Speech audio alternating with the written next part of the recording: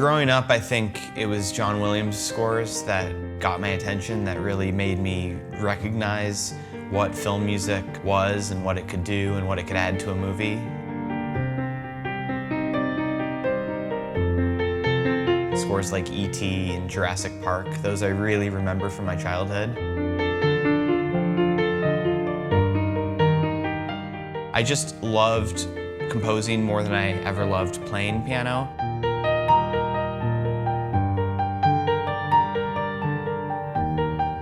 It was so addictive. It was the sort of thing where the hours would just disappear.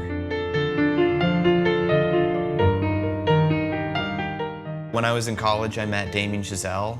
We became roommates that second year of school. So we were living together and we were in this single bedroom. It was like our desks, our beds, it was all in one tiny room. So we were kind of watching each other, watching what the other was working on, and I would see the film projects that he was working on, he would see the music assignments and whatnot that I was working on, and we were just sort of getting a sense of what the other wanted to do, what the other was, good at, and then talking about how we can combine what we do. First Man was the first project we did where there was a really large amount of sound design. It was the first time that I had to really be conscious of what sound was going to be doing as I was writing underscore cues. I didn't want to get in the way of the sound design, but I also didn't want the sound design to get in the way of my music. Like, I knew that we were all going to have to compromise and have to find spaces and find those frequencies to stay out of. Since La La Land, the last two movies, La La Land and First Man, all of post-production is under one roof. So I move into right next to the editing room. In fact, we share a door. Editing room and my composer suite, we're right there. And then on the same floor is Eiling Lee, the sound designer who's worked on the last two movies, and Millie, the dialogue editor. And whether I was going to talk to Eiling specifically or whether we were just bumping into each other in the kitchen and being like, hey, what are you working on? What are you working on? We were able to share information and talk about some of the potential conflicts that could be coming. Like we talked a little bit about the Apollo 11 launch, because I wanted to know what sort of frequencies and what sort of area she would be filling, and just so I could be aware of mostly staying out of what she was doing, staying out of that area, so that the music could come through in its own way without stepping on her sound design. I didn't want to leave things to the dub stage. I didn't want to just record music and then find out that there were all these conflicts on the dub stage and then, we're going to have to mute this part of the music and we're going to have to mute that part, we're going to have to tacit this and cut that. And I wanted the music to be purposeful and be able to have a certain elegance to it that could survive the dub. So in order to do that, I had to plan. So like one thing I decided pretty quickly was that I didn't want any sustained basses in the launch, because I knew there were going to be rumbles and a lot of low sounds coming from her rockets. So I didn't want any arco basses or anything. I wanted all the bass to be very plucky. So I used a modular synth, a Moog 3C, and played in a lot of with a quick attack and a short decay or whatever, a lot of very pointy bass notes, and then used the basses pizzicato. Anytime I knew that there were going to be rocket noises or low frequencies, I kept the basses pizzicato, and I kept the rest of the bass line basically on a really percussive synth that I knew would cut through some of her sounds. So that was an example of something where I was trying to think ahead and try to stay out of her territory so that we wouldn't find that there were these conflicts when we were mixing the movie. I think there were 2 or 3 big,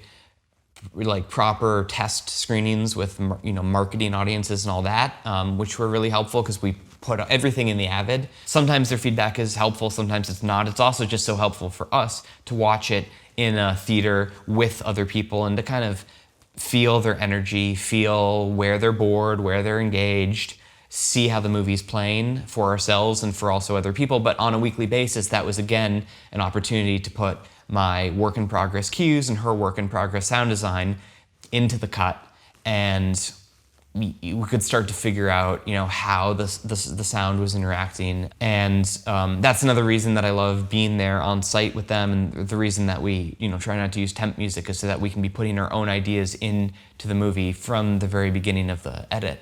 so we can see how the original ideas are working against the cut and also with the sound design. I'm also at the dub the whole time, and I've learned when to stay out of the way, when to.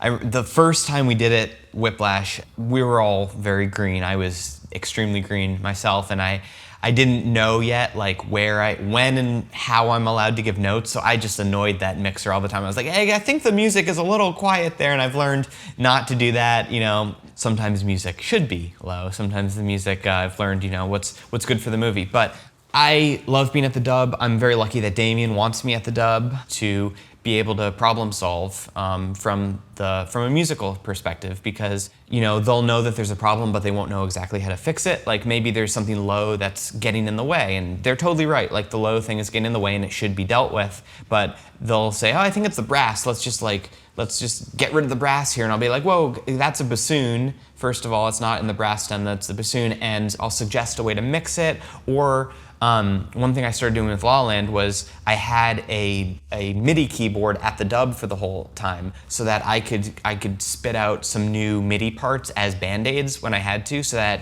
if, you know, in a crisis, if they had to cut something, I would be able to create a little glue. I'm like, okay, if you have to trim that there, I'm gonna bring in this other voice just a little earlier to dovetail with it, so that it's not an exposed cut, or I'm gonna add a little suspended cymbal roll or something, a little harp glissando, just something to cover up certain moments or glue certain moments together.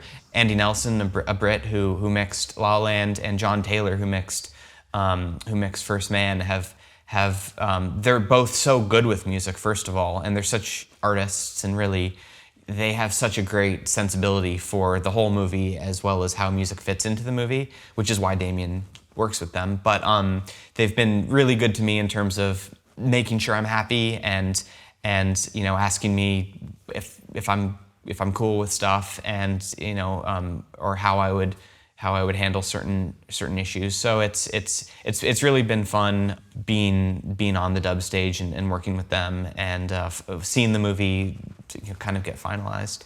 I started composing using technology, very basic mid-90s technology, and then for whatever reason I drifted away from technology, and I went to a college that was very old school, and they didn't let us use any software, had to write everything by hand, had to orchestrate by hand, weren't even allowed to use notation software, let alone music production software. That's not the only reason I drifted away. It was also a certain snottiness that it was like you know, like romanticism of like, I want to write on paper, had a piano and paper. It was this sort of thing, and somebody in one of my class whispered to me like, hey, there's this thing Finale, you should get it, and it's this notation software, and it was not allowed in school, but we started sort of secretly using it. It was so much better, it was so much more efficient for orchestrating, so I started using technology. But still, when I got out to LA, I didn't have a DAW. I was composing on the piano and going straight into Finale for the orchestral charts. People would tell me like, you have to learn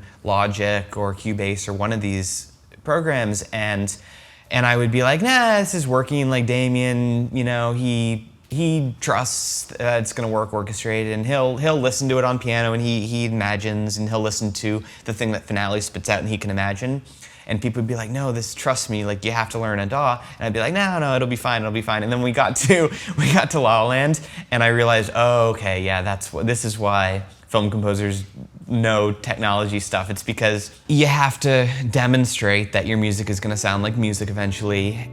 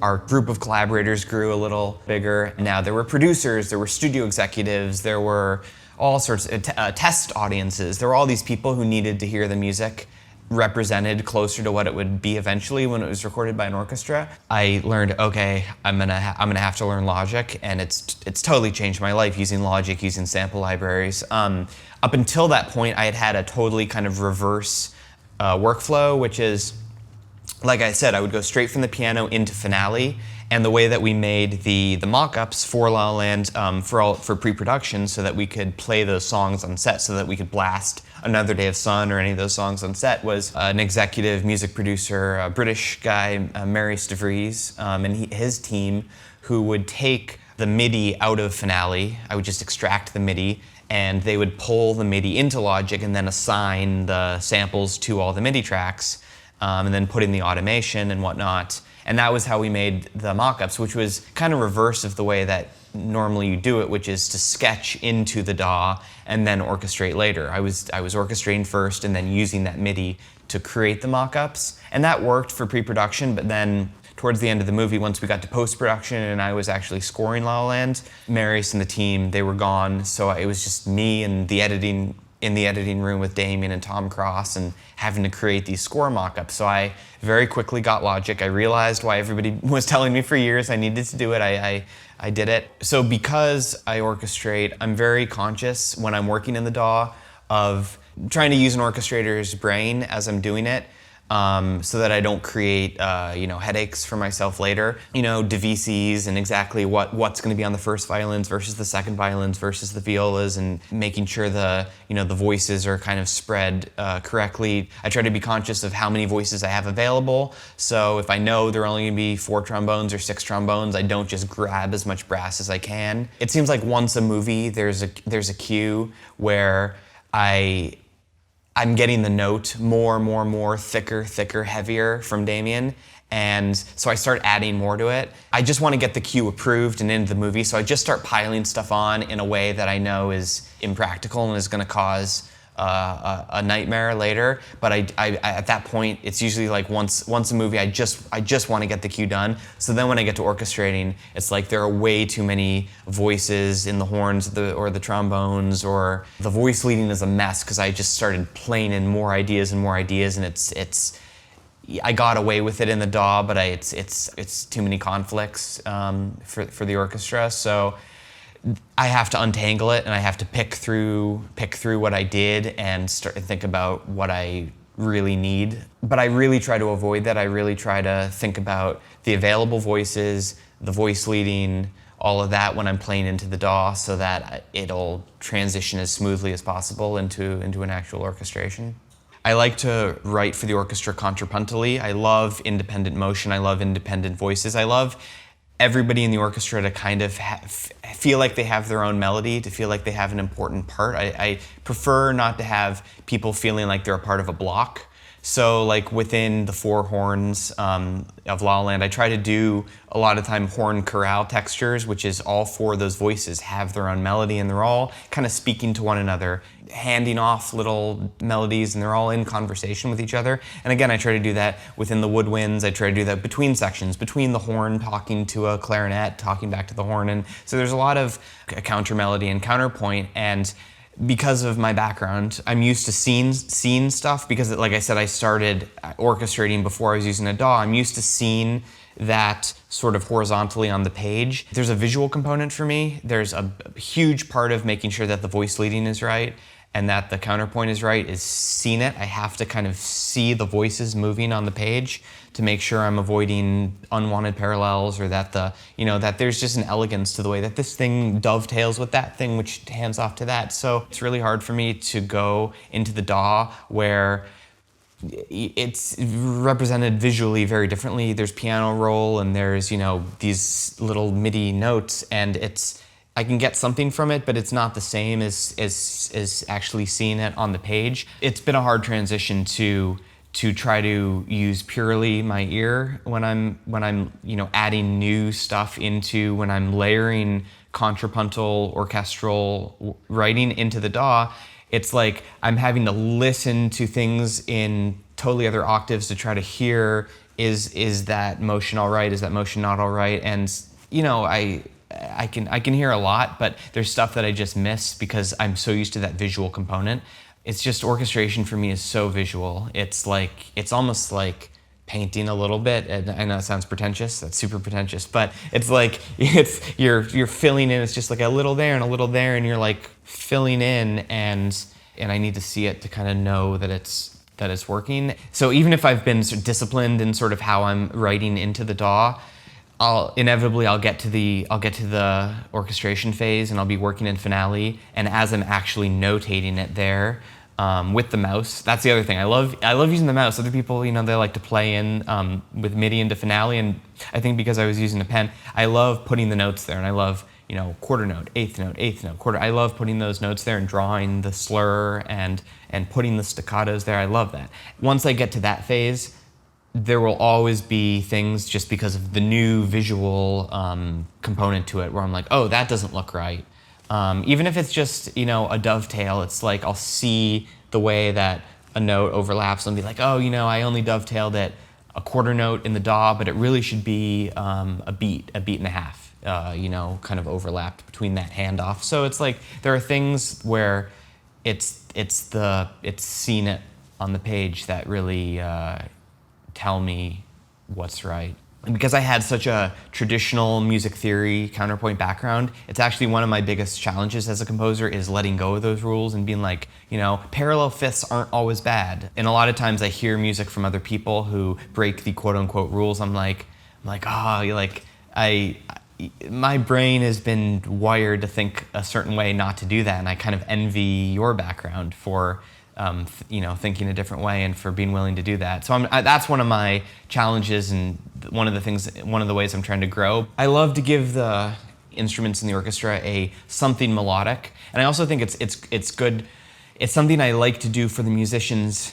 They will bring a musicianship to it that they may not otherwise if they're just like holding chord tones. If they can feel like they have something beautiful, even if it's not the main melody going on in the cue, if they can feel like they have their own little counter melody, something that they can bring their humanity to, that they can bring their musicality to, I just feel like the sum of it will be that much better.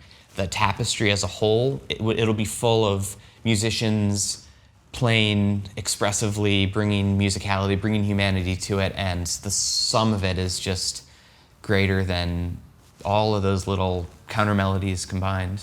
Whiplash and La La Land had kind of a lot of phases. I think more phases of work than I would normally be used to as a film composer because they had pre-recorded music. In the case of Whiplash, there was pre-recorded jazz that would be used on set later as playback on set. And on La La Land also performances, jazz performances, instrumental performances in the scenes, as well as the songs, of course, which had to be totally figured out, mocked up, to be used as either as playback on set or in some cases sung live on set, but still totally worked out and rehearsed before the film shoot started. So both of those projects, there was a lot of prep, you know, figuring out the very beginning.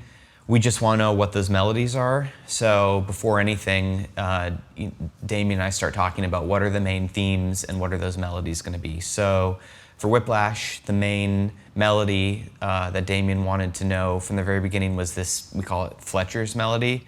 It's used on screen later in the movie in a little scene where he's been fired from his job and all of that.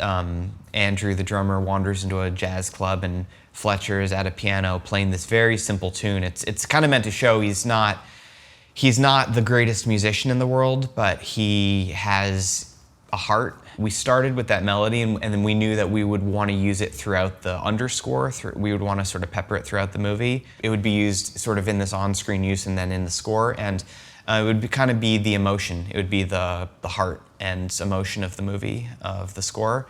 So we started there and figured that out. And then there were a few other just source cues that Damien wanted to know. The main songs in Whiplash are, of course, pre-existing. Whiplash by Hank Levy and Caravan by Duke Ellington. So those, you know, pillars of the movie were classics.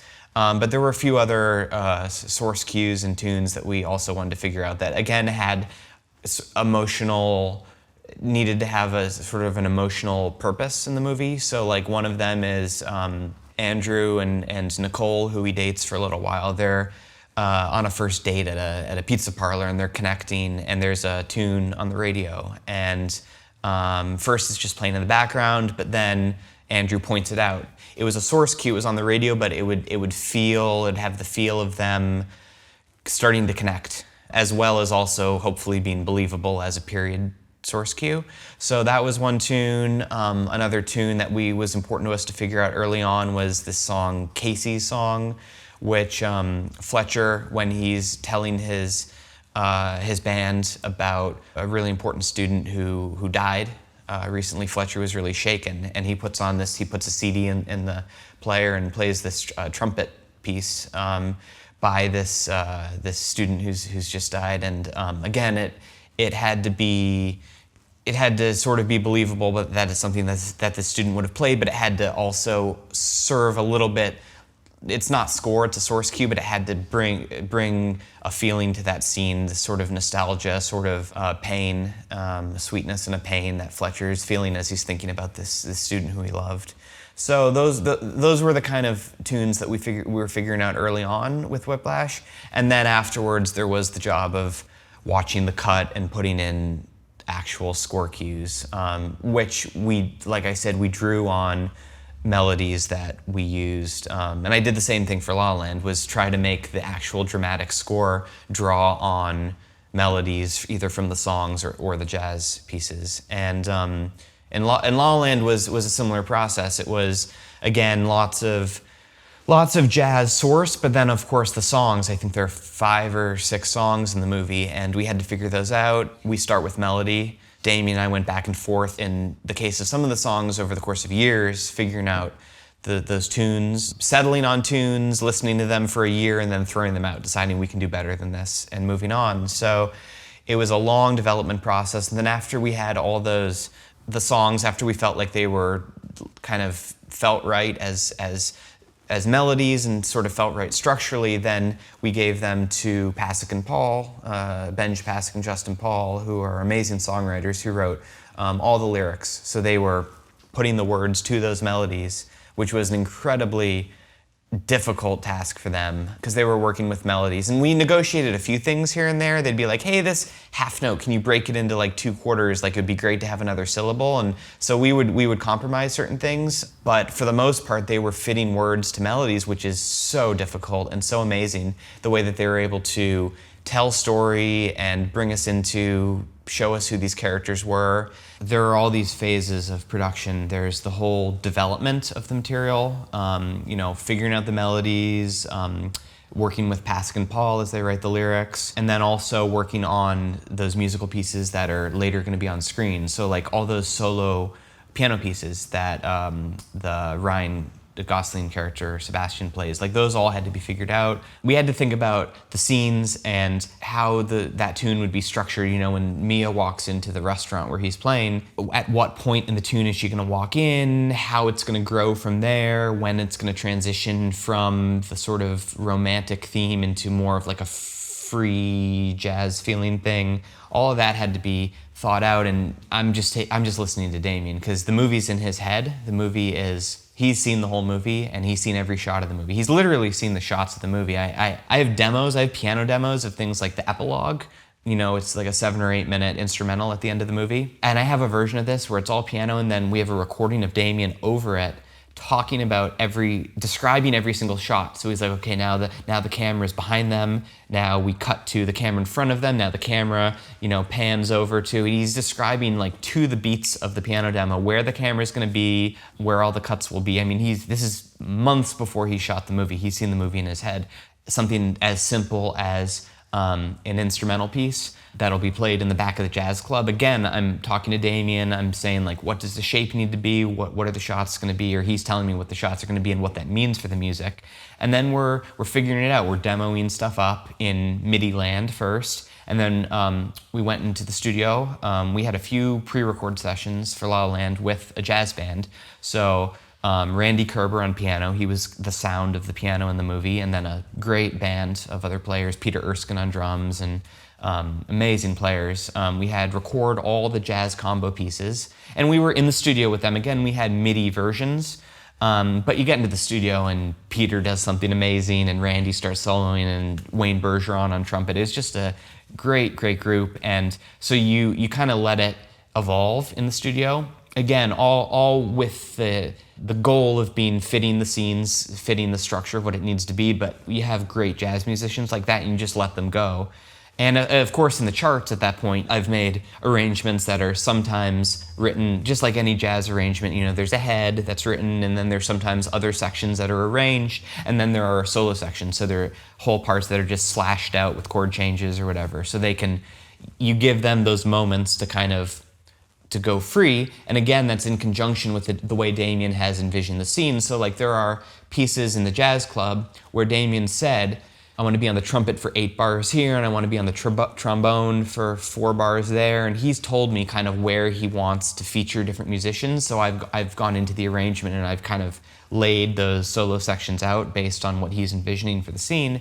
And then we go into the studio, we do it, they have fun, we steer them a little bit, but let them be brilliant musicians. I would transcribe what had happened in the studio. I would create transcriptions of that, very tedious, for the musicians on set, so that they could see the exact solos and exactly where, in the drum parts, exactly where they're hitting a crash, exactly where they're hitting a snare.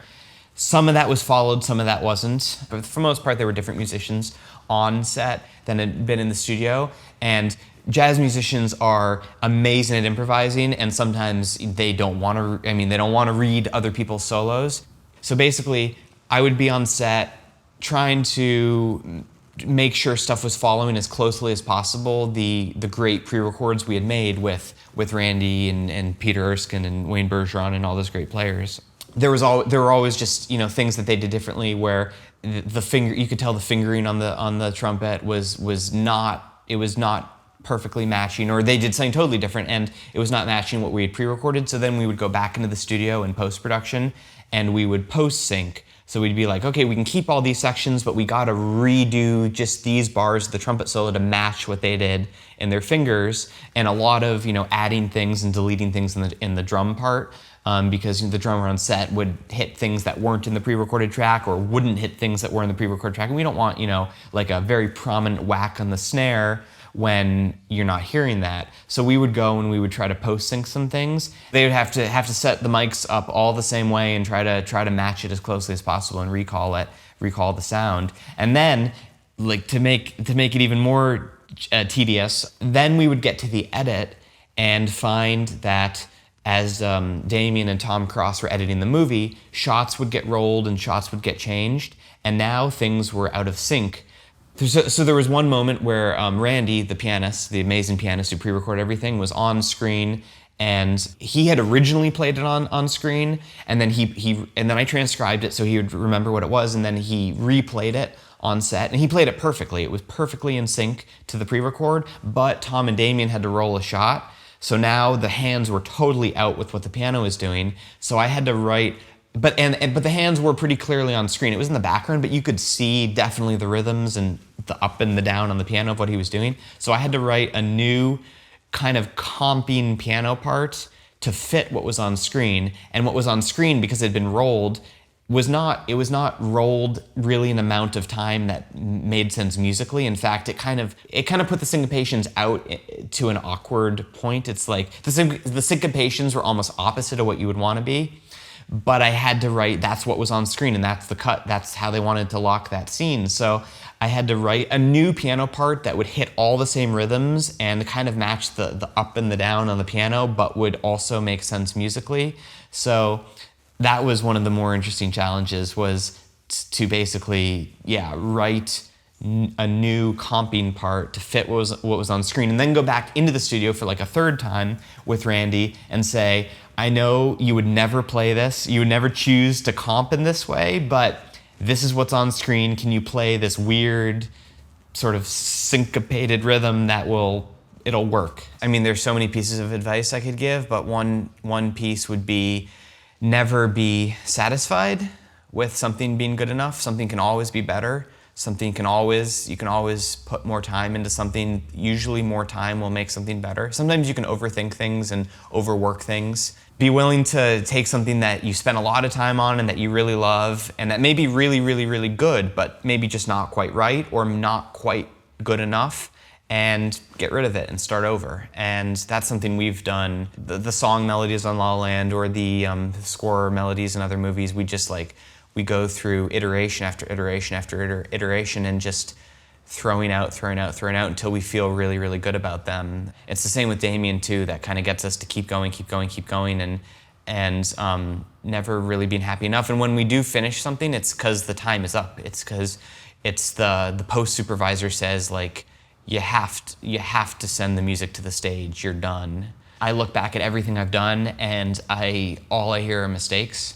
I really mean that. All I hear are, I mean, I'm proud of a lot of things in a lot of ways, but I hear so many mistakes and I try to learn from them. I try to realize, don't do that again. A lot of orchestration mistakes. Every time I record something, I make really bad decisions. And then I hear those and that's kind of all I hear when I listen to the music. So I'm trying to always learn. I'm trying to always get better. Yeah, that would be my other piece of advice is always try to be learning. There's always ways to be learning. I think you can be learning, you can spend your whole life learning. You should never be done learning. You know, I'm never gonna feel like I know even close to enough or I'm close to good enough. So I would say always keep learning.